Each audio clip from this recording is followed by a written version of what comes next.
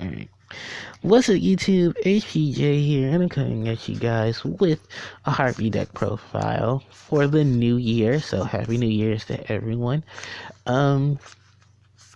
I think at the time of this recording, we are still waiting for word and confirmation of the new TCG ban list, because it is January 1st.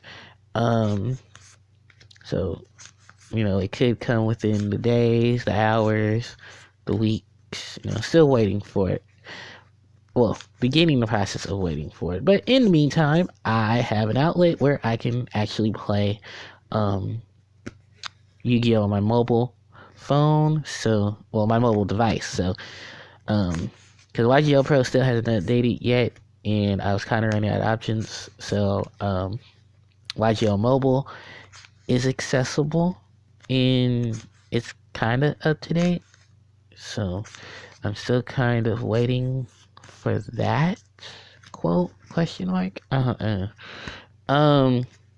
it's a lot of cards still missing. So that's why I'm just a little on that whole news part. But I did get some testing done, and still a lot of things that I want to take out. So a lot of things I want to put in. Just try to get a feel of this deck, because now I can actually play with Link Monsters online. And it's quite a few. It's a lot of things about Link Monsters I didn't know.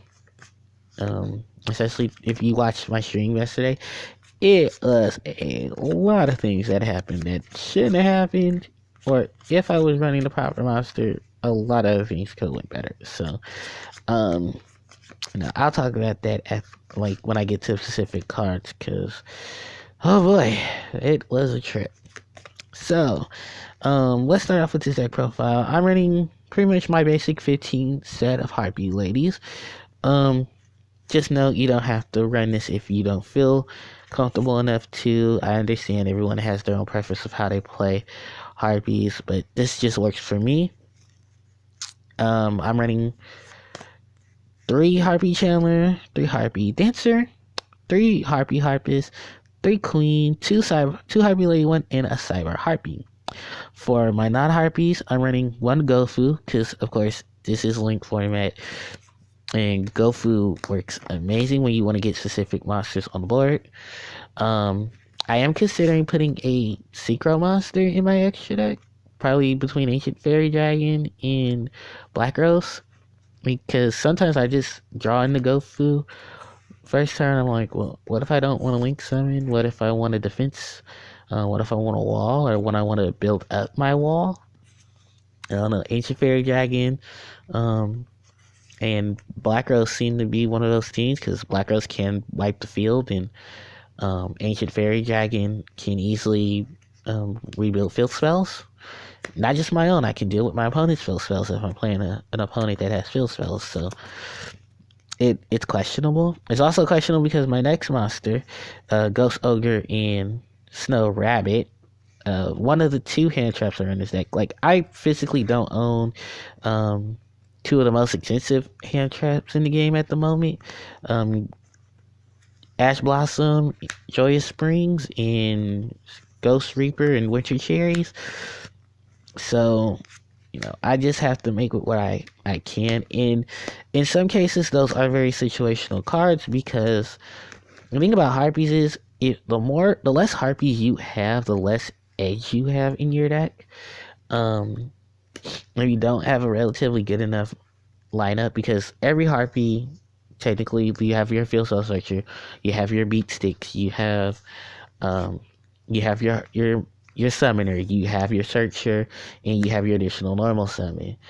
And, unlike most decks, we kind of have to rely on that tactical sense, because we don't have that many other resources. Like, if we had, say for instance, we had a monster that can special summon from the graveyard, okay, well then that could reduce the amount of Harpie Dancers that we play. Or say for instance we have a monster that when it's destroyed by battle and sent to the graveyard, or when it's destroyed by battle, you can special summon a Harpie from your deck to the field. So it could probably leave less of a need for Harpie Harpists. Or say for instance, we get a Harpie monster that can be summoned from Elegant Egotist. Maybe we don't need so many other monsters. Or a tuner. Or a Harpie monster that's a hand trap. We never know. So it does leave a lot of options to why a lot of us don't spam our deck with a whole lot of things, because like I said, some decks just, it doesn't work. That's part of the reason why I just ran 2 Ghost Ogres and a Maxi, which is the other monster in the deck, because like I need to still keep room for a large portion of the Harpie monsters, but at the same time I don't want to overflow my deck with cards and then I dead draw into a lot of things. So it's just for most of the circulation. But she is an amazing card. The Ghost Ogres are amazing cards because they can destroy stuff.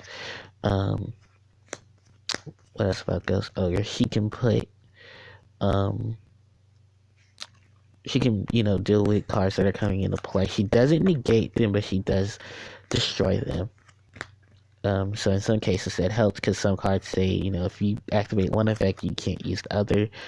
Or some effects need to resolve properly, or be on the board to resolve properly. And then Maxi's just here to help me with extra draw power when my opponent wants to special summon off the wazoo.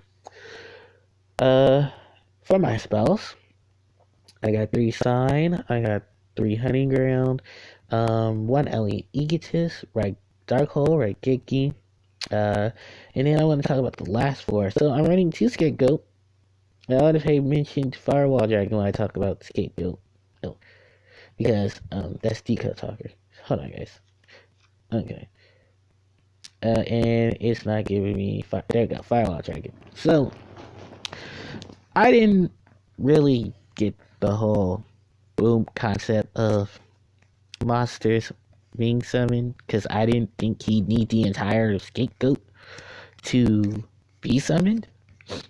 And when I played him last night, I was like, oh my god, he used up all my Scapegoat. And I wanted to bring 2 Exceed monsters to the board, so yeah. I mean, Link monsters to the board, so I at least stretch out my board. So yeah, that wasn't something I expected. But Scapegoat is an amazing monster because Scapegoat can be used for monsters like Firewall Dragon, who need those multiple monsters to be summoned. I also want to pay attention to Inferno Reckless summon and Swallow's Nest. I am still on debate if I want to run Swallow's Nest, even though this is a Winged Beast oriented deck. And, it does help a lot of my monsters get out of dodge or put new monsters on the board to deal with problems. Swallow's Nest is just a 1-for-1 in most cases. Like, unless I get Harpie Chandler or Harpie Dancer, then it's just a relatively 1-for-1. Inferno Reckless Summon is a very iffy card too, because I don't run Harpie Lady 1 in this version. I run Harpie Dancer, which is primarily its only target, unless Chandler, unless Harpie Sandground's not on the field, then it'd be Harpie Chandler. None of the Harpie Lady 1s can be used under this unless they're being summoned, because the monsters that are being summoned are Harpie Lady. So, it does sway relation. Do I really still want to run Inferno Reckless Summon if I'm still having that trouble?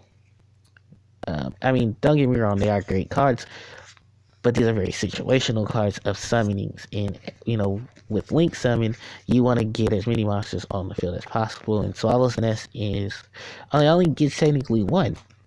And Inferno can only get 1 of the specific name, but your opponent has to control a face-up monster, and your monster that you're trying to summon has to at least have 15 or less copies of the monster you're trying to summon, have 15 or less attack, and that only works in certain scenarios of the board. So I'm still kind of iffy if I want to play these or not at the moment. So for my traps, to round it off, I'm running 3 Feather Storm, 3 Party, 2 Storing Mirror Force, 1 Solemn Warning, and 1 Solemn Strike. For my extra deck, I'm running the 1 big Harpie's Pet Phantasmal, 2 Lightning Chidori, 2 Castel, 1 Ice Beast. I'm running 1 XYZ Rebellion Dragon, one Cowboy, one 101, one 106, and I'm running one Firewall Dragon, one Gaia Saber, one Decode Talker, one Tri-Gate Wizard, sorry, and one Proxy Dragon. This might change because I know the rest of the stuff from the other structure decks right here. But yeah, the whole number of link team, the link 2, 3, 4 thing still kind of is where I'm trying to get used to a lot of stuff. So some stuff may come out, some stuff may stay in. And then like the little side deck, I want to talk about this well because I got like an extra pet dragon, an extra firewall, the barrier statues. Because I think once we get Blade Fly, barrier statue of Sorwin might go back into the deck. And some cards may come out so that I can play an efficient play with the Blade Fly Link monster. The 2 Swallows Nest, Bottomless Chapel and Church and Tribute are here just because they massive wipeout. Especially against Pendulum, and